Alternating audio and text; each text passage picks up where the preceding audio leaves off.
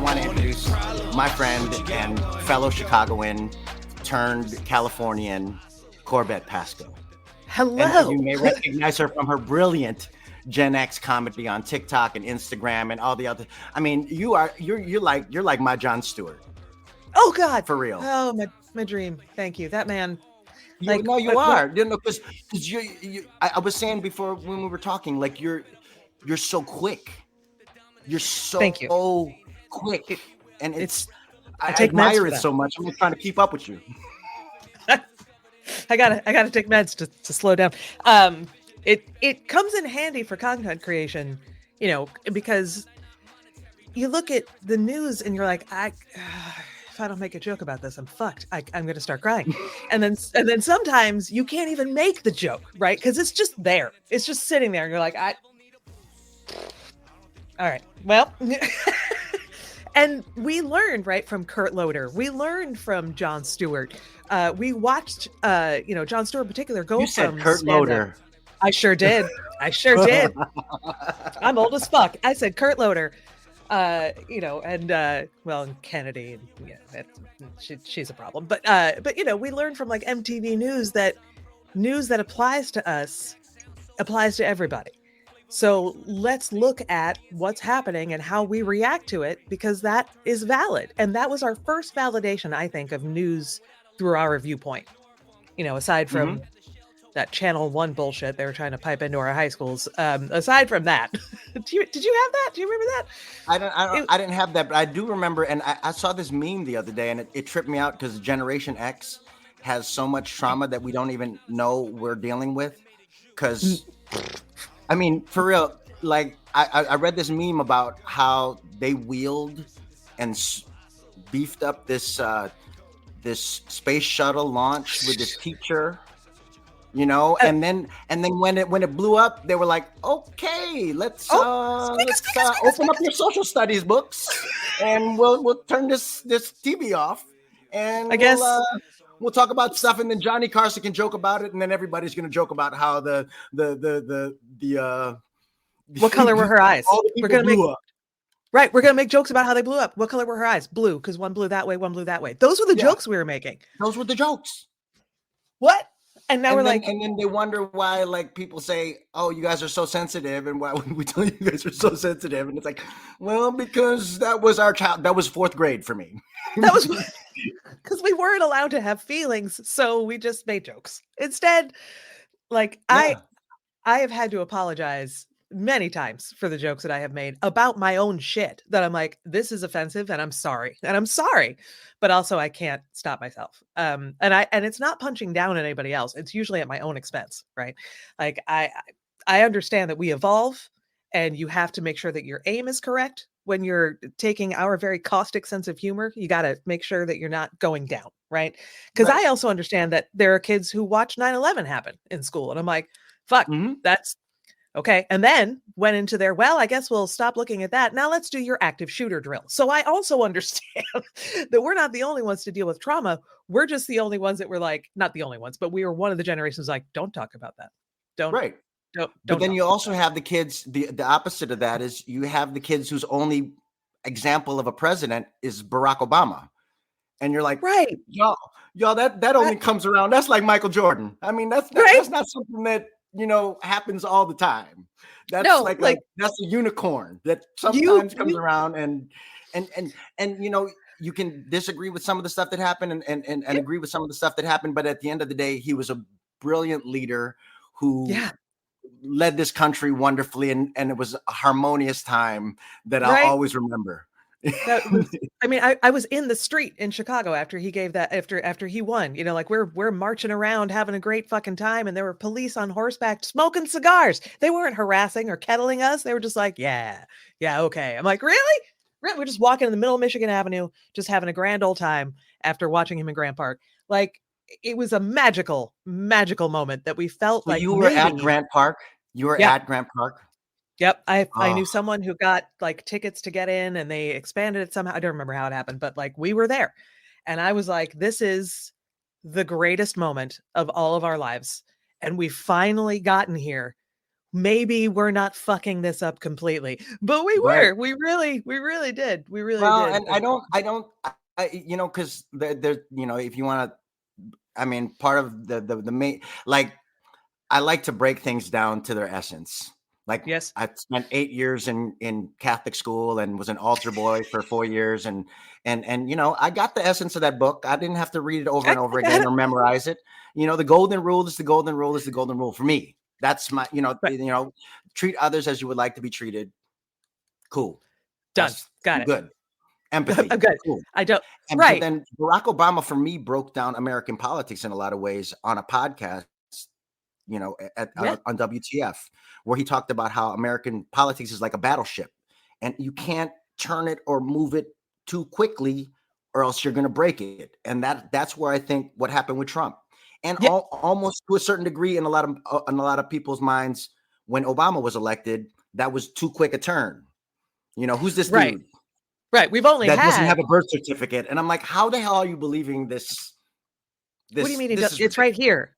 No, that's made It's up. What? and you know, the only reason you are doubting his citizenship is the same reason that, you know, people in that June in Chicago on my block called the fire department when my dad was Filipino barbecuing on the front porch. Because obviously it's illegal. It's fine when we do it. That's just Well, that just. It's just I got to call the cops if you're doing it though. You look like you're having too good of a time, and that could be dangerous for me. So I'm gonna call the cops. okay, look, we're almost 10 minutes into this podcast, and I haven't really even let you introduce yourself or talk Sorry. about because really part of the reason why I really wanted to have you on as a guest and really because we've never even met in person. We've only, like I said, when we were discussing when we first saw each other, we're like, did we meet? Maybe we met at a theater party where we were both drunk and high and passed in but we've never met in person. But I'm so enamored by your content, but also I'm enamored at the fact that you're from Chicago and Because that I'm you're proud as hell. yeah, Like, that's the other thing. I'm the same way. I've been in LA, I've been in LA since 06. damn. And I don't know that there's a time in my interaction like Jay Washington, another fellow Chicago comedian. He says, "Hi, my name is Jay Washington. I'm from the South Side of Chicago." Same. I'm like, "Yo, I'm Eric. I'm from Chicago." That's the intro. Whenever we you have to like, I need you to Okay. understand my legitimacy as a human being that I'm from Chicago. Like for some reason, I don't know if we're as bad as these folks about it, but I think my mom was from New York. She was Brooklyn born and bred. So like that pride is expected of New Yorkers, right? Mhm. I don't know why people don't expect that from us. Like I'm gonna tell you in every interaction I have that I'm from Chicago because this is But I don't know what this is, there's but just this is not certain Chicago. authentic. I don't worry about it. We're good. We can I can always edit out whatever's funky. No big deal. Okay. Um, I just like talking to you. No, but because there's a certain level of authenticity Yeah. to Chicago. Yes. You know, there's I a was. certain level of realness where I don't want to bullshit you. I don't want to We all bullshit you. started in truth and comedy. We all read that damn book, and we don't want to tell a lie. Right. I read the book. I took the classes. My first level was with her. Like that. That's I need. I was it was drilled into my head at IO. Right. Like if this isn't real to you, why am I watching you? If you're not in this scene, if you're not Yeah. making moments in this scene, why do I give a shit? What? If You're I don't funny? believe that you're the character that you're playing and you're just putting on a funny voice to make us laugh, what are you even The doing, who is dog? important. The who is important, the what will come later. And that wound up to be like a life philosophy, right? Like it's not about the plot, it's about the who, which is why we create with each other, which is why we like collaborative environments, which is why we band together when we find out someone else is from Chicago, right? Like the who is important. The what will figure itself out, Yep.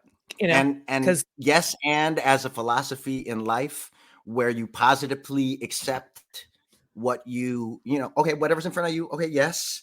And okay, here's my contribution and imagination to it. That's right. the basic essence of yes and for me, that's been my saving grace out here in Yes. California. Oh, God, and we're in two different worlds too. Like we're in the same state, but you wouldn't know that, right? Because LA and I'm in Sacramento. Like I still can't figure out the vibe here. I don't know what it is. I don't know if it exists. It's so weird. Um, it's like strip mall, farmland, midtown, and then more farmland and a strip mall. And I'm like, fuck. And it's not quite burbs. But I'm in a diverse ass neighborhood, like all the way around. I'm like, that's great. What is there to do around here? Y'all, do you do anything? And I know they do, but it's hard to find. Whereas Chicago, you walk and you find out, you know? Well, and that's the other thing. It's walkable. That's part of the, that's the allure, that's the grace, you can walk, you can hop on the train and get anywhere. It's the same thing with New York, and that's part of the independence, the freedom, and also the confidence agency. that you can build. Like you go to any part. Like for me, even as a kid, I would ride my bike all over, all the way down to Lakeshore Drive, up and down through to the museum and all Soldier Field, the whole thing. I loved it. It was exploring that city is so accessible. Whereas here, you really need a car. You really need a car to be able to get from one place to another, to another, to another. You just need a car. And I still don't have a license. I'm trapped in this house, Eric. I'm trapped here. I have a car. It's even in my name. My husband can drive it. I've taken lessons and I have my permit. I think it expired. Okay, so I need another permit. That'll be my third one, and then I'll get my license. It's totally going to happen someday. License in Chicago, right? You didn't need a license in Chicago. You didn't need a car in Chicago. Nope, I didn't have one forever. Really, if you had the patience to ride the train or be on the bus, you could get anywhere. And you just allot yourself enough time so that you were on time to whatever appointment you were going to be at, and you're good. It was a really wonderful. Go ahead. Way more time than you think you need. And then before Uber and Lyft, so I would call. I had the cab numbers memorized. I would. Because taxi cab was the phone number, so I could do that. And then I lived on the northwest side by the Admiral Theater, which is a nude theater. It's the side of my bachelor party. Really? Fantastic. Fantastic. The strip club was the only reason I could get a cab in high school, because then there were a bunch right there, because I lived right at Lawrence and Pulaski. And then when I lived near Cabrini, I would call 3 cab companies to see who would actually come to get me to go to work, because it was like a $5 cab ride to go to work, but it was like a million buses and trains. So I was like, I'll just get a $5 cab to go wait tables at Spiaggia. But I had to call all of them, and only one maybe would come get me. But you made it work. There was that too. The whole segregation of Chicago. There was still that, but I'm glad and happy that I grew up with it. You know what I'm saying? Like, because it made me who I am. Because right, there's racism in Chicago, and it just was. It's always going to be there. It's part of how the city was built. The whole redlining of the city. That's the structure of it from the beginning, and they're trying to change it up, but and they call it gentrifying, but right. But at the same time. But I go back and I'm like, I don't recognize half the shit. Yeah, like they got a pink neon flamingo bar at Wrigleyville. That's like sacrilegious to me. I know. So I just booked an Airbnb because I'm going back in June, and I got a place for part of it. And usually I stay with a friend, but it's booked, and I'm like, fuck. Okay, so I gotta shell out way too much money to, I can crash on couches, but I'm almost 50. I need my own space. Like it's just so. And some friends have guest rooms, but you're still like, so I got a place for most of it, but the last 2 nights are at this Airbnb, and it's like across from Wrigley, which I normally wouldn't do, but the gig that I'm doing is at G-Man, so it's really close anyway. So all right. Yeah. Make it easy. Someone made this apartment in Wrigleyville into like a campground. They put a tent over the bed. They put some AstroTurf on the floor, and they put some toy bears all over the floor, including hanging on a coat rack, a bear costume, but I mean like a cartoon bear costume, like a big round head with like the little mouth that goes like this. There's a costume in this Airbnb, Eric. So your Airbnb catered to furries. I think so. And I rented it because it was Yeah. on sale and I need pictures of that. So I'm going to be across from Wrigley Field in a fucking bear costume. Like, what's up? What am I Come doing? I don't on. know. Are you Right? kidding me? That's like you got your content and it's included in your Airbnb. It's pretty awesome. Right? I was like, you guys want to give this to me for free? Because I'll put it on TikTok. I'm saying you will not have problems booking this thing after my TikToks. I know, right? Like it is the stuff that they have put around Wrigleyville. I'm like, it's a mall. What in the No, hell? it's a huge mall. It's a huge mall. In an effort to retain the nostalgia, they have put a lot of neon lights up, and it's fine. It's fine, you know. I'm a family that loves Trump. Exactly. So I mean, it looks like they had a Trump fundraiser at Wrigley, and we can talk about that too because I grew up a Cubs fan. Okay, right. I grew up a Cubs fan, and we won in October of 2016. We waited 100 years for that bitch. We waited 100 years for that bitch, and then 2 weeks later, that orange bitch was elected. Like we can't even have any nice things. We can't have any nice things. And then that was the supposed to be the family breaking of Wrigleyville that owns the shit did a fundraiser for Trump in Wrigleyville and like, shit on it even more. I was gonna say, just pissed all and I'm over like, the bleachers. I don't even want to celebrate my Cubs because of these horrible we had like people. 2 minutes watching I've saving pitch, and that was it. That's all we got. We got to watch that one. But I'll tell you that you're going to be back in June to Chicago. I am. End of June. And you've been back. You've been back before. I've seen you. You go back all the time. I do.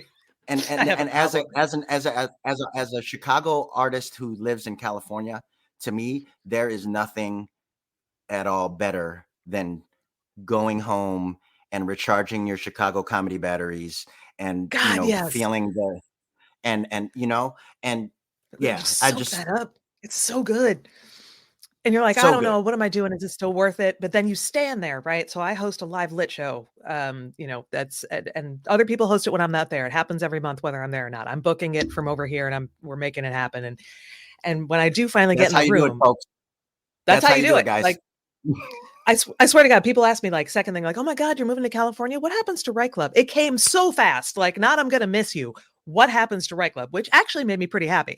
I was like, I'm glad you care. Good. Because that show's important as shit to me. And like, then I get there and I stand in the room and I'll do like, whatever. My intro is 5 seconds. I'm not trying to do a tight 5 up there, but maybe 1 or 2. And then get the fuck off the stage to bring up all these other people that represent Chicago. And it's the best writer performers. And I'm just standing there and I'm just absorbing the crowd and them. And you're like, yep. That's what I need. Just, and whether they're making an audience uncomfortable as fuck with their truth, which I love, or they're fucking with them and we're just right. I know, because I know that's what you do and I love it. Or they're just falling over laughing because they had no idea that this is how the night was going to go. Or they start off saying something so fucking profane that I'm like, these are my people. This is perfect. Yes. Thank you. Yeah. And I come back here ready to take on the world. Absolutely. Yeah. Every time. I'm tired as shit, but I'm so happy. I was listening to Club Shay Shay. I was watching. I'm a fan. And Lil Rel from Chicago was on that. And he talked about how when you come from Chicago makes you feel like a celebrity already. It makes you feel like you can conquer the world, especially in comedy. If you're like from the actual Chicago comedy, nothing scares you about Los Angeles. No. Nothing scares you about New York. Nothing scares you about anything because you got that like almost Al Capone skin to your comedy that impregnable type stuff. Did you stand at Sylvie's and watch every audience member also be a comedian and also stand watching you like this? Yes, you did. You're going to be fine. Then everywhere else you go is going to be fine. Or some random rickety gig that someone threw together for some kind of fundraiser and there's 4 people and 2 of them are heckling you because they're drunk. But then but after that, you went and toured JBTV Studios and smoked weed at JBTV. Mhm. Greatest Chicago night, one of my greatest Chicago nights, in one of my worst stand-up sets ever. And I'm like, what just happened? Like only my second too. It was like only my second time. And I was like, that was horrible. And yet this is the greatest night ever. Like, I mean, I'm at a point now where there's some stories, and especially with all the stuff coming out with Diddy and Usher and all these people, like, because I did Light It Up. I don't know if you remember that movie Light It Up that was filmed in yes, Chicago in the late yes, 90s. It was yes. produced by Babyface's wife, Pebbles. So I got Oh to meet God. Pebbles, who I was already had a crush on, and she was Uh-huh. the executive producer. And I was in that movie, right? And I got to be in with Rosario Dawson and Oh God. Usher, and my first scene was with Forrest Whitaker. And this is all in Chicago. And I'm like, this shit is easy. Are you kidding me? This is my first gig. Are you kidding me? Right. I'm in Forrest Whitaker. And at the after party, Usher was like, yo, Eric, why don't you come with us? And he had two young girls with him. And I had an audition earlier in the morning the next day. And being the responsible Chicago actor that I am, I was like, yo, bro, I'm sorry. I'd love to, but I got to go to this audition in the morning. So because I'm stupid. And also I was really dumb too. Like I knew when there was like a girl could be naked in front of me. I'd be like, do you really want to I have don't think you want. I don't know. Not me. I don't think you're attracted to me. It's this It guy was like, behind me, right? no, but for real, like I wasn't really into that. Not that I wasn't into that, but I was so You into just comedy that it wasn't really that was yeah, I never a know. thing for me. And No, I've so hooked up with those people. I know. They had no idea. I'm going yeah, to talk to you about my show while we're doing it. Come on. yeah. And so Focus. for me, like that moment in my life that in Chicago was like, oh man, thinking back in hindsight, now that I'm turning 50 this year, I'm like, man, that could have been a turning point in my life. Like Yep. it could have been a totally different thing. Because it's weird as you grow old in comedy, your perspective and obviously hindsight Well, yeah. is a different thing. But I think for me, my goal has always been longevity. And Yes. and and and part of me, like when I watch your comedy and I watch your TikToks and how quick you are with it, like that's longevity for me. It That's has to how be. you sustain longevity in comedy is you're always up on all the different, like you got a joke for everything, I mean, as much like as you can, right? right. Because everything changes so fast. And if you're stuck in your edgy comedy, if you're stuck in this is how we do things, this is old school, I've made this my persona and it's inflexible, what the fuck are you doing? You'll be popular for 5 seconds with the wrong people. And then what? Like anyone who comes on is like, you can't make this joke anymore. And I faced it in Chicago theater all over the place, right? Like, we can't make this joke anymore. I'm like, okay, first of all, tell me the joke you want to make so bad that you can't right now. No, I want to hear it. How funny is Yeah. it? No, go. You're defending the hell out of it. I can't wait to hear it. It must be amazing. Yeah. Oh, you don't have one? Okay. Also, take the challenge because if you're a comedian, you're a writer, right? You are a writer. That challenge to evolve, to take on this new problem or not a new problem at its root, but a new manifestation of that problem, that's your writing prompt. Ready, fucking go. And if you can't rise up to it, that's your fault. That's your weakness. It's not them. It's you. Like that. And there are some things that maybe you just shouldn't speak about. And I will be the first to be like, I don't know if I should talk about this. And that's why, like, draw on your own experience. I had that question that was going around for a while where this woman was like, tell me what you mean, Gen Xers, when you say that Lionel Richie wasn't black after he left the Commodores. What do you mean by that? And I'm like, nope, I'm not qualified to speak on that. Nope. Not touching that at all. I like no. All Night Long. I like that Right. song. I Well, the like only Dancing on experience, the Ceiling. I was those are dancing on the great. ceiling right along with Lionel. What I I'm said cool. about it I ain't was, saying shit about that. all I said about I'm it was, cool. listen, I worked a lunch cruise on the Spirit of Chicago. Okay. I was singing Dancing Waiter for a while. And it was just the lunch cruise where you just wore Hawaiian shirts. At night, you got the reversible vest, but for lunch, it's just a Hawaiian shirt. So you can kind of guess the kind of songs we were doing. Little, you could call me Al for reasons I can't. Why are we singing Mashkanada when we're all white people? That's fine. We're just going to keep going with that. But one Keep of the going. songs was All Night Long. I'm pretty sure they wouldn't have put a Commodore song in that medley. That's all I'm gonna say. I was like, that's all. That's it. But also, okay. And you said you were a singing waiter, right? Yeah. And see, I didn't want to be a singing waiter, even though I could kind of sing and carry a tune. I didn't want to ever do that. Yeah, I did one I wouldn't musical and recommend it. wasn't really into it. But I worked at didn't do it. Hard Rock Cafe as a waiter, and every time they played the electric slide, Oh God, you had to stop whatever the fuck you were doing and do the electric slide and teach do the electric everyone how to slide. do it. And you're gonna go everyone down had to to your do it. knee. And if you didn't do it, if you were taking an order or you were doing something like to the progress of your actual fucking job and you didn't do the electric slide, You're the fired. manager would pull you aside and be like, "Excuse me, Eric. I noticed the that electricity you was were- on and your slide was absent.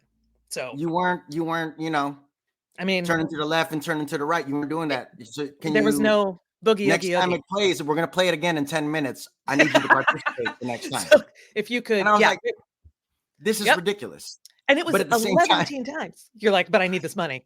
It was good But I'll money. tell you, when you've done the electric slide in between taking orders for chicken breast and baked potato, Yep. when you've done that as a performer, there's nothing you can't do.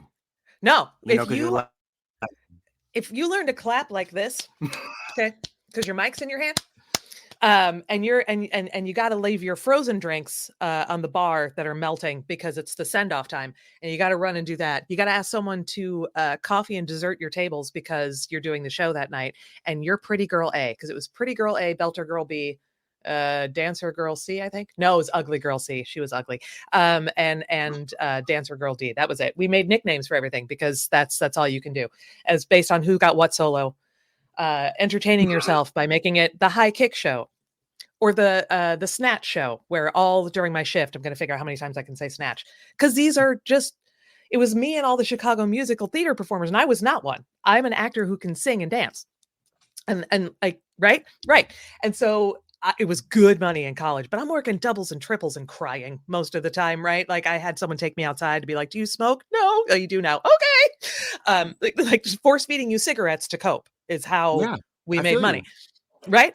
And like after that, everything's fine. You can do anything. Anything. Like, girl, I carried up 50-pound speakers into a high school in tights. Doing Romeo and Juliet. Yes, you did. Did you do learning the script 3 days ago? Yes, you did. And it was let wanton's light of heart tickle the. I don't want to go. Okay, I don't want to go. I don't want to go. That's all I'm trying to. I had kids throwing pennies at us in Romeo and Juliet. I yelled at them. I was like, "We're not doing a talk back." At the same time, when I had shall I hear more or shall I speak at this? And then I had a little kid from the high school scream, "Hey man, speak at this. She like you, dog. She like you." And I was like, I got him. I love that. And then even when when I was going to take the poison and you had a little girl in the front row going, "No, don't do it. She's alive. She's alive." And you're like, best. "Oh, I got him. I got him. Oh my God, I'm good at this shit. Right? That's what Chicago gives you. I love that shit. I went back to do a show last summer, and when we did it for students, when they were angry about stuff that was happening, when they're talking back to us because they're invested, yes. They're like, "Oh, he's coming back. Oh, hell no. He cannot. No, he could. Who does he think he is?" And I'm like, "Oh, yes." Like they are invested. But when these kids were just throwing pennies and just laughing at people, I'm like, "No, you're being assholes. This is not you being involved. This is you refusing to be involved. So we're going to have a conversation." Because by that point, I'm like, what, 23? And I have the confidence to go, no, we're going to talk. Right? Mm-hmm. Like, because, your first gig is with A-list celebrities inviting you out to parties. My first gig was, I'm still in high school. I got pulled out of class to do Screen by Teens, which was at the end of At the Movies. So I'm reviewing movies that I didn't pay to see at an Ed DeBevick's before it opens. And I'm this is my, and then I'm getting like callbacks to Steppenwolf, and I'm like, yeah, this is going to be easy when I get out of this arts high school. This is gonna be No, no but problem. you need that. I think every artist, young artist especially, that's coming up in Chicago that has had that like burst of success initially. Yeah.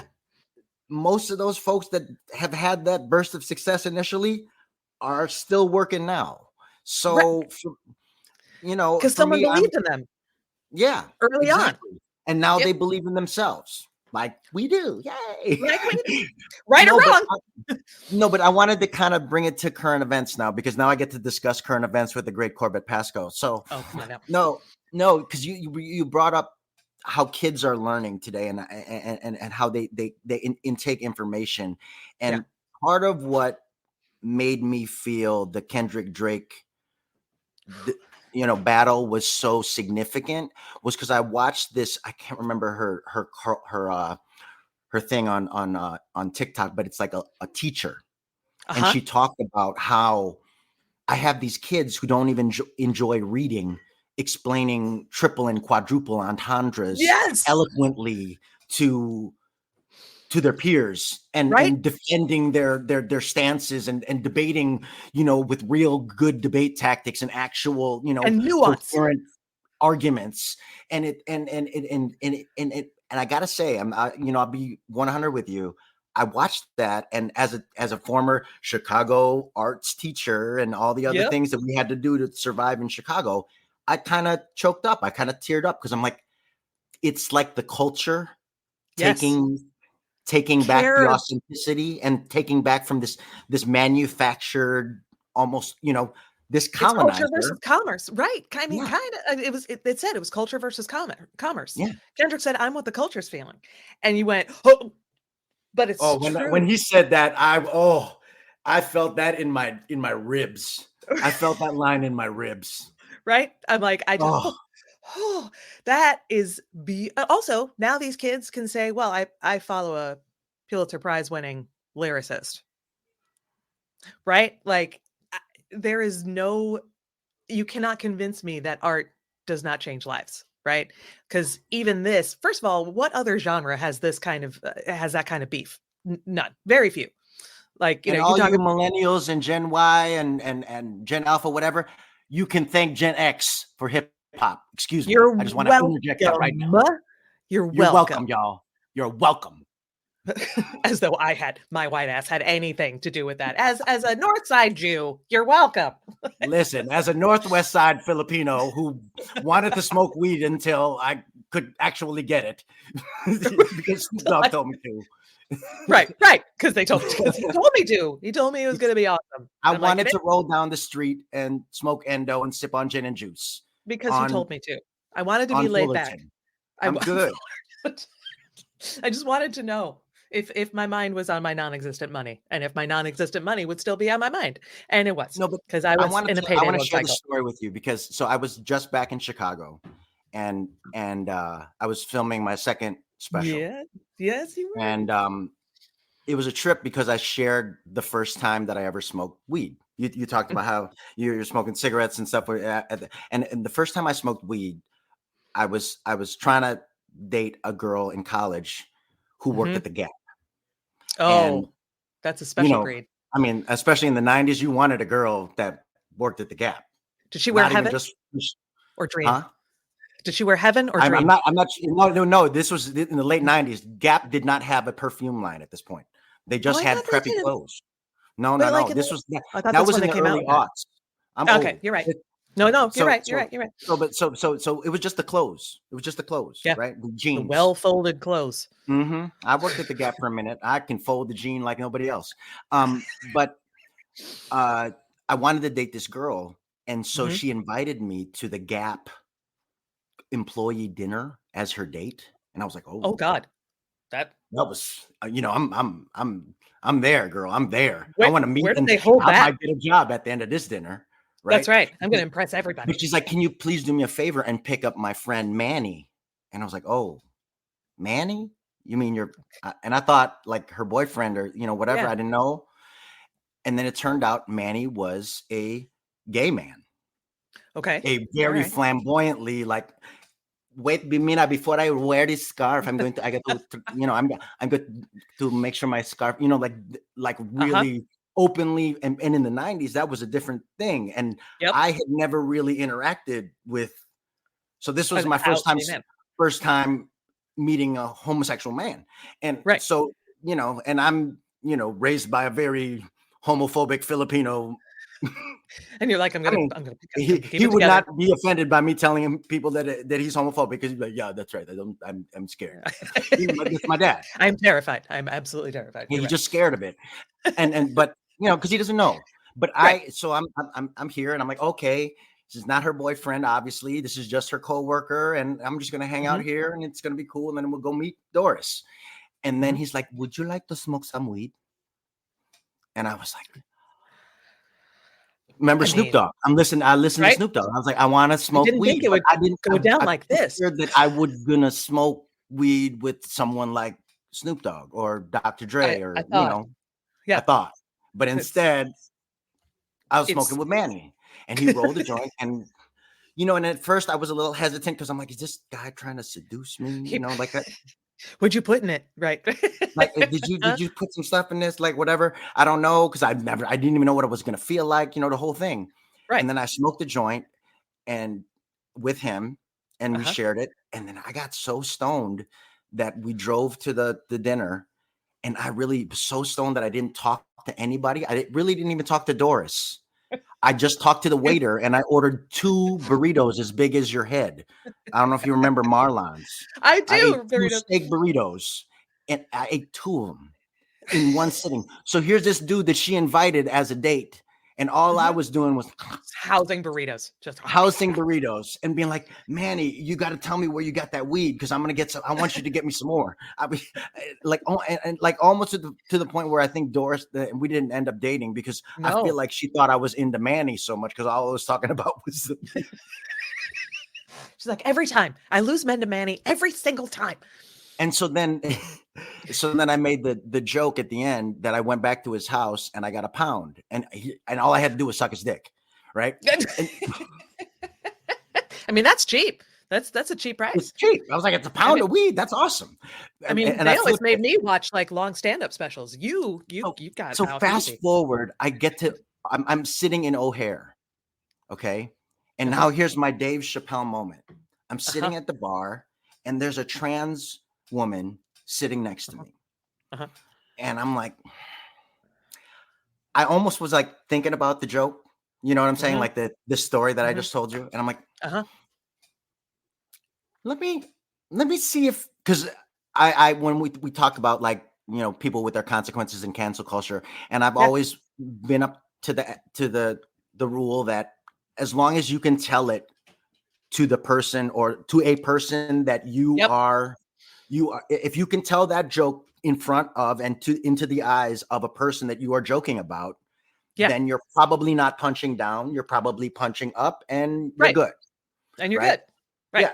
And so I was like, we're talking here. It was kind of like, this conversation where, like, Right. You're like, it kind of comes up. Okay, cool. Let's talk about this. And then, so I told her, and then I told her the punchline at the end, and she bust out laughing. And I was like, okay. It's a good solid joke is why. Because it's not because he wanted me to. It's just, and all I had to do, like, it's just as though it's an easy thing. It's an easy transaction. I didn't have to sit there and listen to weird comedy albums. I didn't have to hear their story about their cat. These are all problems when we had to go to a dealer in person, right? Like, you had to Right. sit there and pretend like you were friends. All I had to do was suck his dick, and I got a pound of weed. It's great. A pound. And I didn't really suck his dick. Now, I clarified. No Diddy. I didn't really suck his dick. That's a joke. I'm just kidding. I didn't do that part.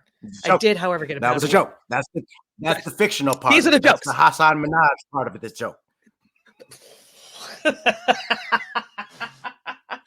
You didn't say your family was Yeah, I'm tormented. trying to stay poignant as you, girl. I'm trying to stay as poignant as you. You are Just you're literally like my teacher when I watch your shit, for real. Because I- that's how quick you are. Because you'll hit him like that with a shiv of like a Hassan Minaj side comment. We're like, oh, yep, uh-huh. But it's that's my favorite thing, though. I learned from you. That's why I'm so happy to have you on this podcast, because you're like an extension of my IO classes when I watch your videos. Man, I love those classes. I really did. Because one of my Hmm. favorite things actually came from some of the lessons I keep with me, right? Is actually from Sharna's level 1, but it wasn't her. Because she had to go take a phone call and drop some names over there, whatever it is No, that no, Sharna no. does. Susan Yeah. Messing. Oh, God, that woman. I love her so much. And TJ Jagodowski, She's the goddess. She's awesome. she's a Susan goddess. Messing is she's Liz amazing. Allen, Susan Oh, Messing, Liz Allen, Bob Dassey, Paul Bob Grundy. Dassey. Oh my God. He's a technician. He's He's amazing. an That dude said, because he would always compare improv to jazz. That was his favorite thing. But one day, and he was like, you can't shoot your wad too early, because then you're just on stage, and then he catches himself mid analogy, and he just did it, and he's like, and then you're just slopping around in it. That is stuck in my brain forever. But what happened is, so Sharna had to go take a phone call, so she brings Miles Stroth into the class. And Mm. if you're right, if you're around IO during this time, Miles is a very archetypal Chicago improv dude. He is older. You will find him at the end of the bar. He is bitter, but when he gets on stage, that motherfucker is good. And you're like, okay. But Genius. right? And you're a little mad And about it, such a subdued, patient genius. right? Like And he could like one of those where you could walk on stage and he wouldn't talk for 30 seconds and you'd be like fixed on every waiting. step and every movement of his like brilliant. Yeah. Because he's taken Oh, it's all the people who take the callbacks. I need to bring this element back in. That was my coach. That was Mike Abdel Sayed. Like, I'm bringing this back in because it's necessary for the entire format, not for me, but for the whole. So he comes in, angry older brother that has to take his little sister along with him to wherever it is he's trying to go and be cool, right? And he's like, okay, all right, listen, here's the thing. You got to start smart, because if you're smart out of the gate, then they trust you. And then if you switch to silly, the audience goes, hooray, the smart people are being silly. Now, if you start off silly and then later you try to get smart, the audience goes, oh, they ran out of silly. That shit has stuck with me for absolutely ever. You earn the right to make toilet jokes. You earn the right to make fart jokes. You earn the right to be stupid, because you've already told the audience, I know what I'm doing. I've chosen to be an idiot. Just let me. I understand that. I know yeah. that path too. Yeah. Let me just go Yeah. because I've earned it. And you trust me. Yeah. And It you is want me to do it. That's what you came here for. You But you want me to want to do it, do it and you want to hear it the way that I guide you to it because right? I know Because what you I'm got to doing. make them laugh Yeah. and then shift with truth, and then you're out, right? Like it's just like, I got you. Wow. Okay, bye. I just wanted you to Yeah. think about that for a minute, Yeah. because it sticks with you better. It just does. Like, I just, spent my morning laughing at transphobes and telling them that they're idiots, and then coming back and getting a refill on my coffee and sitting down with you, because because I'm not like, I don't have to respond to everybody, and I'm not going to respond to everybody. But every now and then, someone comes in and says, you really just changed my mind about this, which we don't expect to do online. We're not going to change anybody's mind. You have to No. think that going in. But someone's like, I understand this better. Great. Great. Because we're all trying to understand this better. Like, in real time, I'm Or looking up even maps just and trying to figure shit out. oh, I kind of get where you're coming from. I don't agree with That's you necessarily, but I I I understand. And that's all. right. That's it. That's all. Yeah. That's all. I just need you to understand just a little bit. Like, if I tell you about physical differences that do not only exist in trans and cis people, if we start having that conversation, and I use the Michael Phelps example, and you're like, oh, I'm like, right, some people are born with different advantages even if they're cisgendered. So what do you do then? Do you I ban mean, them? not every Filipino is this handsome, guys. It's just so you if you've It is not a met a lot of disappointing Filipinos, truth. there's not It's a every disappointing Filipino truth. is this handsome. I mean, No. most of us are, don't get me wrong. We're very No, no, good most looking people are. That's people, true. But but not everyone. But I'm it's like I'm like our Denzel. I understand.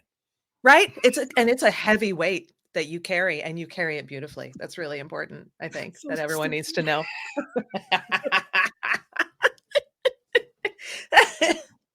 No, but and oh, Corbett. babe. I mean, we could. I feel like we could talk for hours, and Mhm. now I kind of want to just kind of plant the seed that I think Yep, we're gonna do. We gotta produce a show together, either a Chicago comedy show in LA or a Chicago comedy show in Sacramento or whatever it is. But we got to work together because our comedy absolutely. philosophies are too in line. We are peas in a pod, I know, and and I've been thinking about, like, the nightly shows, like, when people do, like, talk shows live and they bring comedy live so we can talk about a few issues, we can do a little Rage Desk live if we want to, and have some stand-ups and a few bands, and I'm already like, I've already been ruminating since you mentioned, I'm like, we "Okay, could so do who we would could that do be?" online. We could do this all online where we can never have to leave my house, and I That's can have all true. my I know, ridiculous your waste of money background is toys in real the fucking background. nice. Like, look at all these toys, like, you got a Okay, whole I have been setup. building these toys, and my family has been like, "Why the hell do you keep?" Let me live. Just let me live. No, but this background, I've been planning It this looks so podcast good. all throughout the pandemic. This is I gonna be my background until like so like, it's just I mean, everything here is white and beige. Like, I just got white and beige, and then one splash of color from Cassie I Workman, if right? I There you go. don't get a Funko Pop sponsorship with one. Like, you have to. Do you have your own Funko Pop yet? Have we all chipped in and gotten you an No, I'm Esteban? not.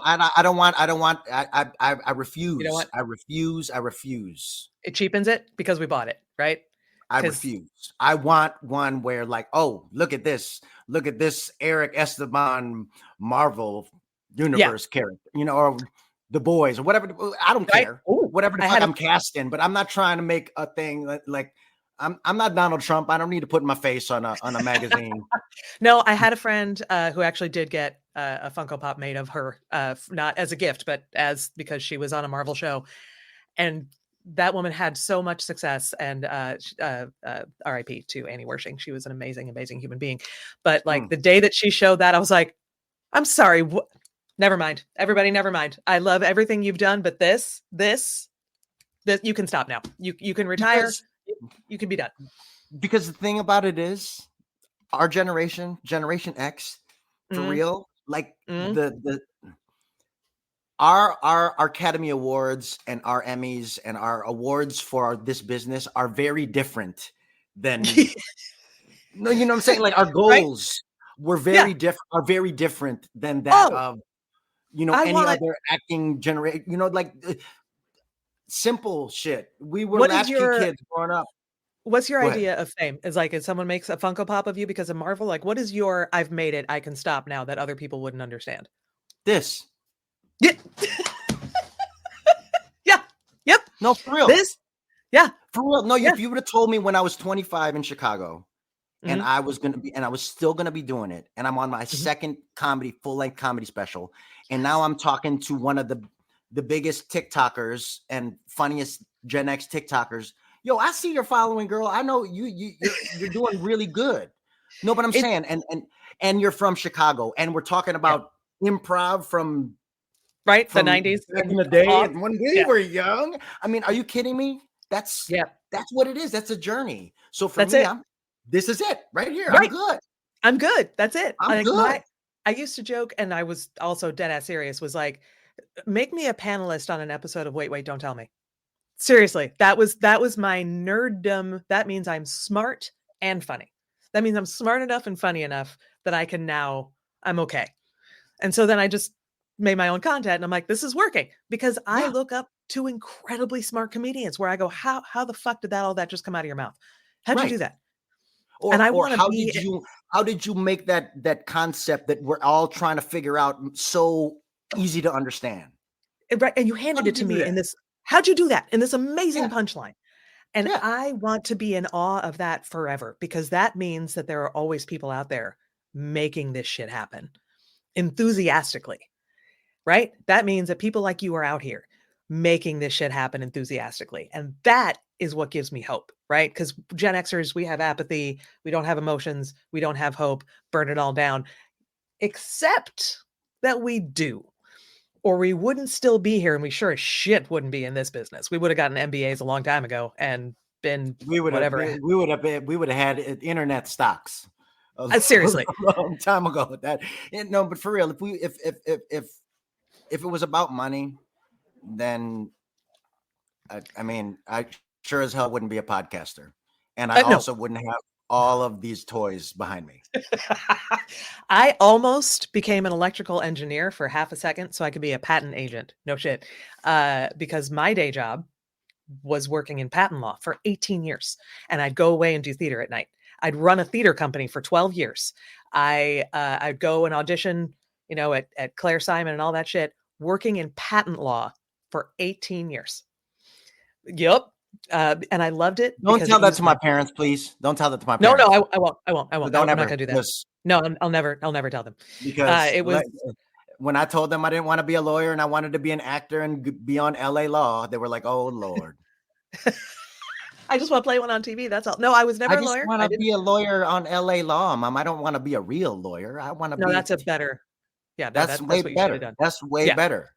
No, Yeah, I wasn't and you going to be can a hang lawyer. out with a girl from the Partridge Family, all grown Right? up. Come on, man. All grown up now. Come on, everything about this is perfect. I don't want. That is a deep cut. That's a deep cut. That's a Susan deep Day cut. reference. Susan Day.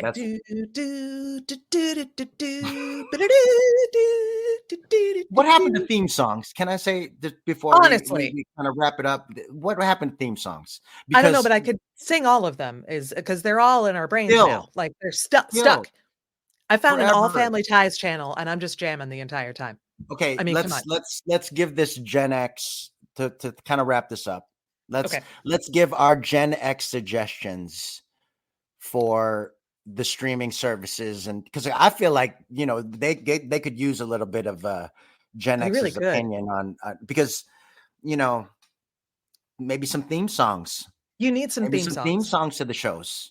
Right? Get a good Vaseline lens. We have all these filters. What are you using them for? And you need People won't skip intro if you have a, here we are, face to face. A couple of silver spoons. Come on, man. Oh, but every single Facts of Life, Give Me a Break, all those shows, they all had great theme songs. All of them. Family Ties, everybody. Growing Pains. Everybody had great theme songs. So maybe what's the problem with some of these Disney Plus shows or Netflix shows is, people don't like them. They need theme songs. Right? Because there's a brand new life around the bend, and maybe there's a time for life and a time for living.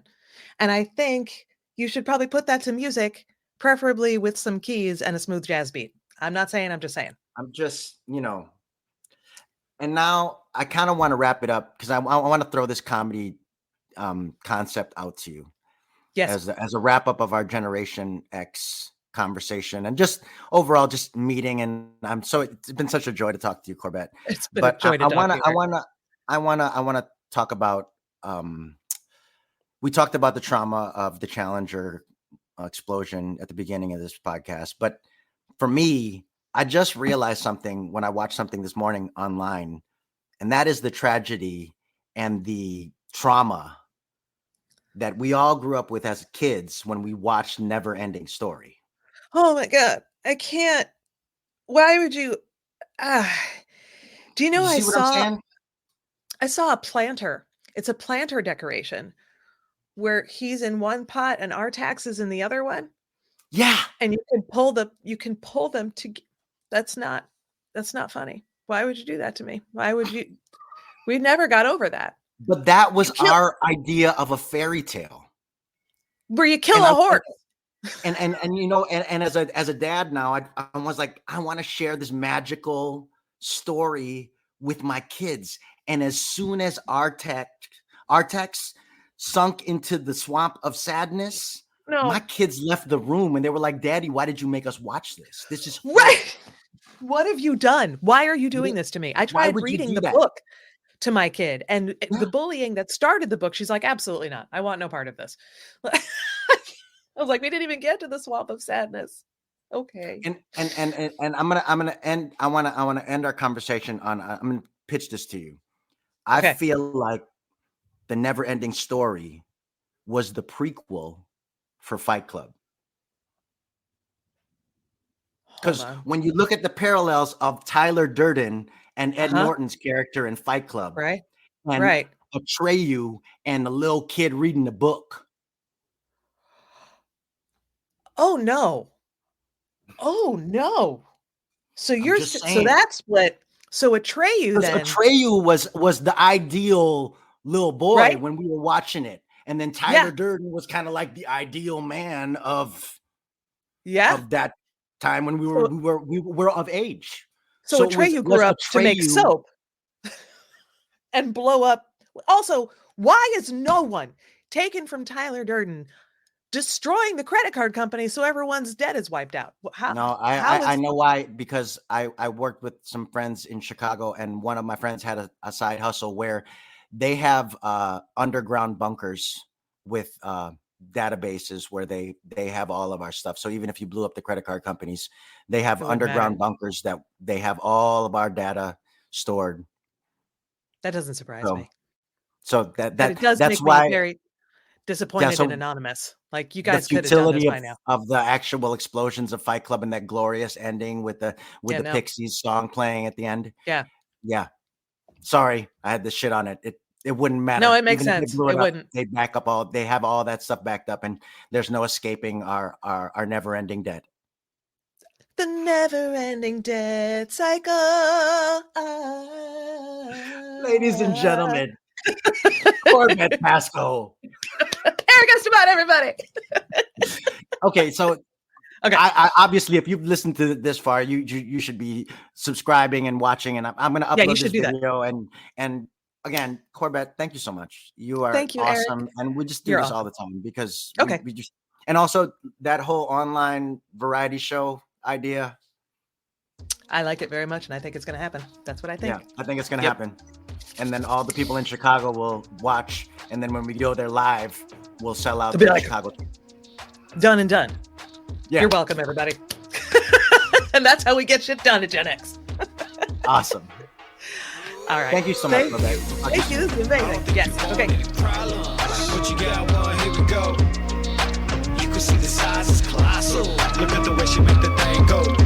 Make it gyrate, make it shake like tectonic plates. That's what you call an earthquake. Ayy. Make it gyrate, make it shake like tectonic plates. That's what you call an earthquake. Ayy. It's summertime, starting up a heat wave, and now all weekend, hardly slept in 3 days. Whoever's driving the car's the DJ. When it's Q, you better pump that bass.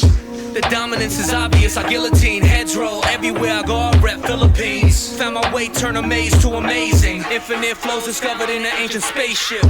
I see things before they happen, visionary. Bury me inside a studio at the cemetery. My modus operandi not monetary. Noah Lazarus, the holy one out the monastery. So let me see your cue, plus the why, that's the crew. I'm a giant, how I grew, still connected to my roots. Rhymes, I kick it like Bruce, got me feeling like Zeus. Standing tall like Manute, to reach this level need a boost. I don't think you're born any problems. What you got, one, here we go. You can see the size is colossal. Look at the way she make the thing go. Make it gyrate, make it shake like tectonic plates. That's what you call an earthquake. Ayy. Make it gyrate, make it shake like tectonic plates. That's what you call an earthquake. Ayy. Smoother than Brazilian wax, I interact. My life a cinematic reflection in the mirror max. With the pros, I'm proliferating. She said my syntax sounds so scintillating. Flavormatics on the beat, savory. Being scared, still doing it, that's bravery. Hunger turn us into savages. Ain't nobody give us nothing, had to do it alone, without a loan. Like Norfolk, Queens, Aquafina had the shell toe. Adidas used to hang with the drug dealers. Been doing this since cassette tapes in my Walkman, writing rhymes on the subway. Traditions I carry on, hip-hop scholar, mastered in the street science. Raw diamonds, I refine them with the stars in alignment. Got the youth to the truth. On the tree of knowledge, squeeze forbidden fruit and made it juice. I don't think you're born any problems. But you got, one, here we go. You can see the size is colossal. Look at the way she make the thing go. Make it gyrate, make it shake like tectonic plates. That's what you call an earthquake. Ayy. Make it gyrate, make it shake like tectonic plates. That's what you call an earthquake. Ayy. I just wanna dance all night, wanna dance all night, wanna dance all night with you. I just wanna dance all night, wanna dance all night, wanna dance all night with you.